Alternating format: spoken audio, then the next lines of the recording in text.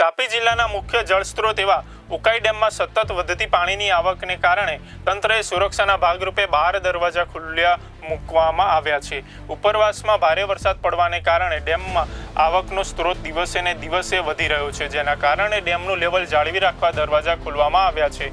ડેમમાં હાલ ઉપરવાસમાંથી 1,79,068 ક્યુસેક પાણી આવી રહ્યું છે। હાલ ડેમનું જળસ્તર 337.91 ફૂટ નોંધાયું છે, જ્યારે રૂલ લેવલ 340 ફૂટ છે અને ડેમની ભયજનક સપાટી 345 ફૂટની છે।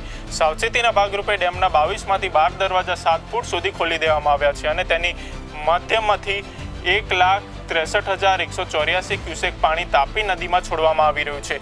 પાણી છોડવાને કારણે તાપી નદીના કાંઠા વિસ્તારમાં ગામોને તંત્ર દ્વારા એલર્ટ કરાયા છે। નદી કાંઠે વસતા નાગરિકોને તકેદારી રાખવાની અને નદીની નજીક ન જવાનો અનુરોધ કરવામાં આવ્યો હતો। જળ સંગ્રહ અને નદી વહેનાની પરિસ્થિતિને ધ્યાનમાં રાખીને તંત્ર દ્વારા સતત મોનિટરિંગ કરવામાં આવી રહ્યું છે।